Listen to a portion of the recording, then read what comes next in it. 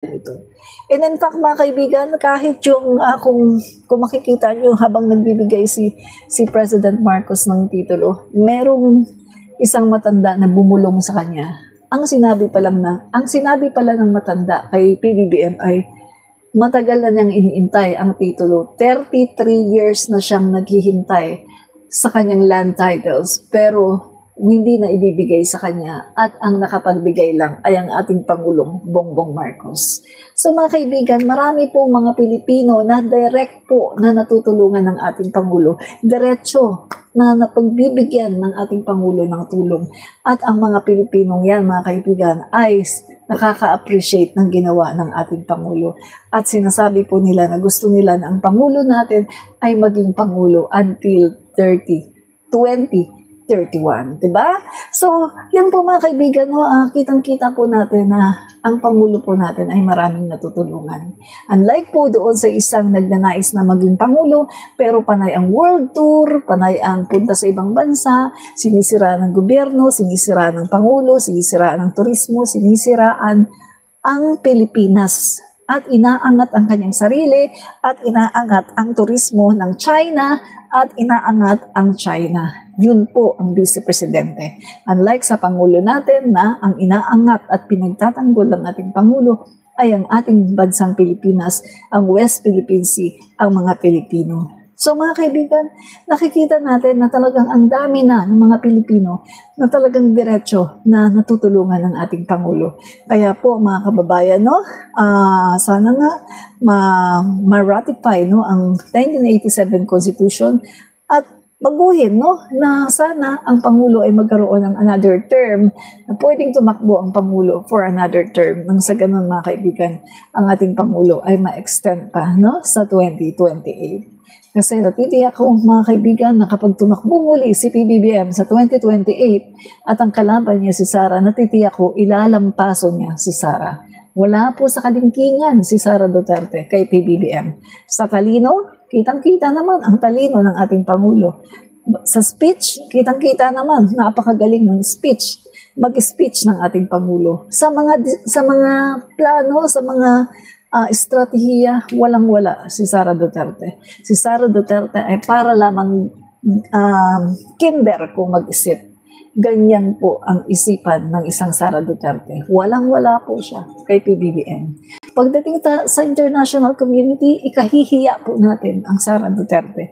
Samantalang ikararangal naman natin at ipagmamalaki ang isang Bongbong Marcos. So mga kaibigan, wala po sa kalingkingan si Sara Duterte kay Pangulong Bongbong Marcos.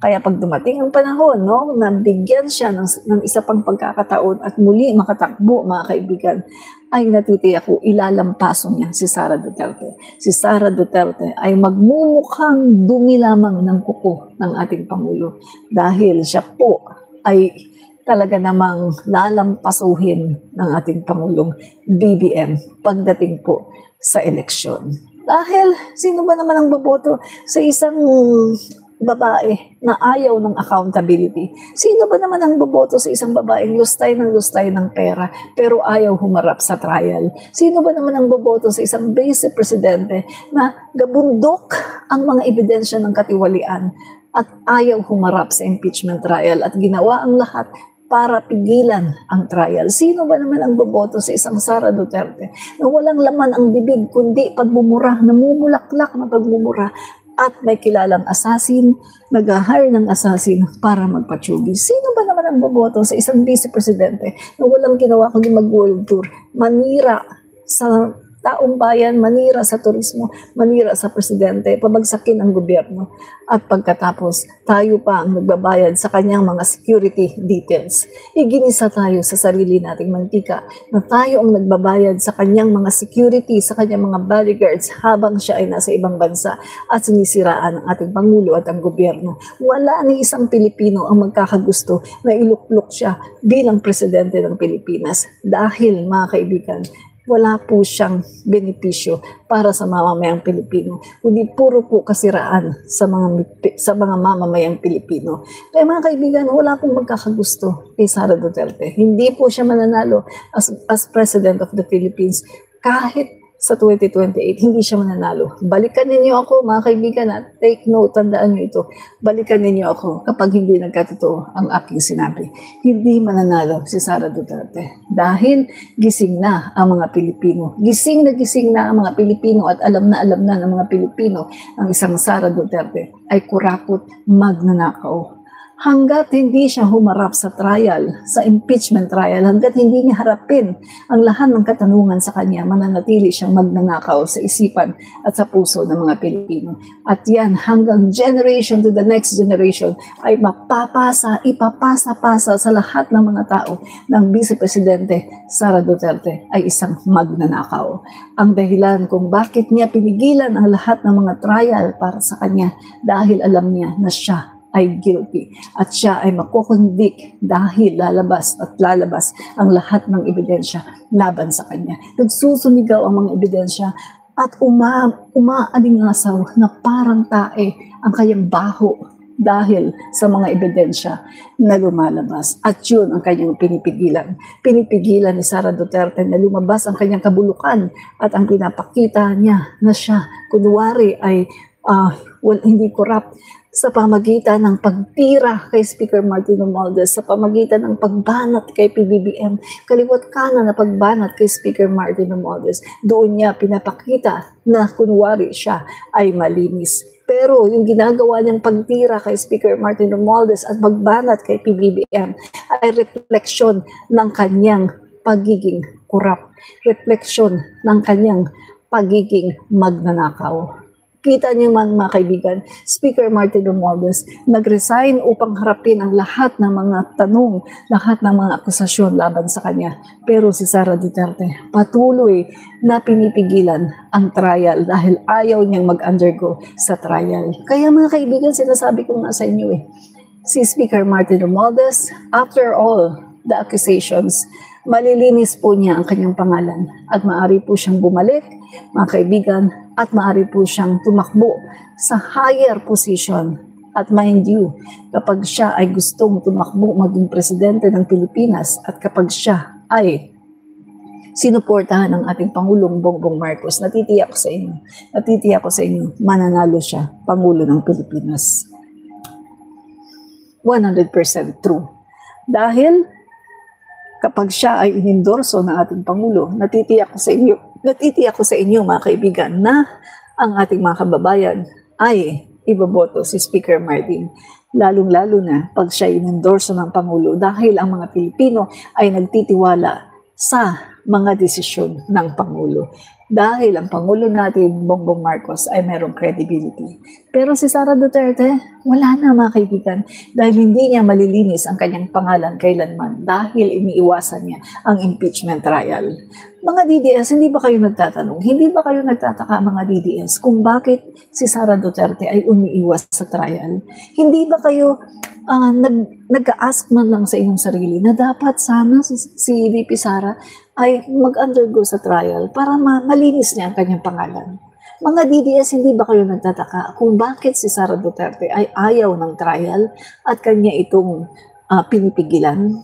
Mga DDS, sinasabi ko na sa inyo, mga DDS, ang reason kung bakit pinipigilan ni Sara Duterte na humarap sa trial ay dahil siya ay guilty at alam niya na siya ay makukonvict. Oo nga naman, bakit nga naman siya haharap sa trial kung alam niya na siya ay makukonvict?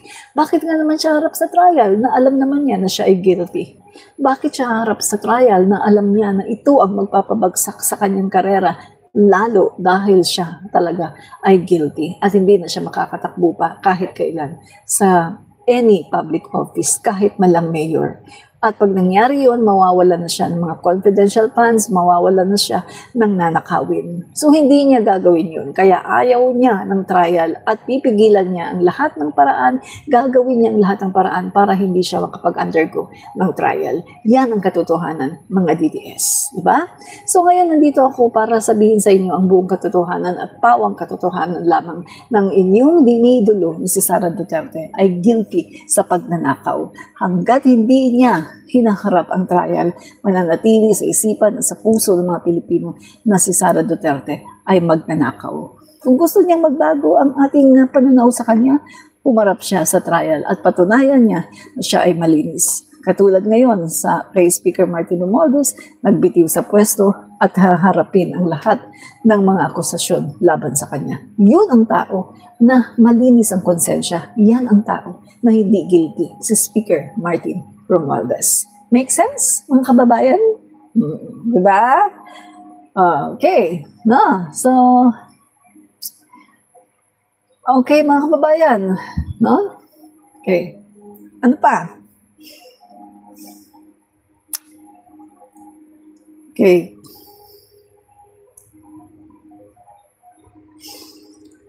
Okay, yan. So, ito pa mga guys, no? Good news na naman. Another good news from PBBM. So, makikita natin dito mga kaibigan na ang ating Pangulo ay nakikinig, ang ating Pangulo ay itinatama yung mga naging mali. Take note mga kaibigan, no, sa panahon ni Duterte, ipinasa ang 47 billion no, na pera ng Department of Health, ipinasa sa PSDBM. Napakaraming nagreklamo, napakaraming nag-question, napakaraming mga nagdedemand, pero pinigilan ni Duterte ang investigasyon. At purposely gumawa siya ng memorandum para sabihin na bawal imbitahin ang kanyang mga cabinet secretary. At hindi talaga ito ikinorek ni Duterte, kundi pinayagan niya na pagnakawan ang pondo ng taong bayan ng family. In short, mga kaibigan, si Duterte ay kasama sa korupsyon. Samantalang ang ating Pangulo, nung kine-question ng mga kababayan natin, yung pagtanggal ng pondo sa PhilHealth, mga kaibigan, ano ang ginawa ngayon ng ating Pangulo? Eto na mga kaibigan, no, ibinalik, no, mga kaibigan, ibinalik na po ang 60 billion dagdag na pondo, mga kaibigan, no, ibinalik na po mga kaibigan sa PhilHealth, no? So, eto po ang ibig sabihin ng ating Pangulo, mga kaibigan, ay nakikinig at itinatama niya ang mga naging mali. So, eto na mga kaibigan, no? Breaking news. Yan.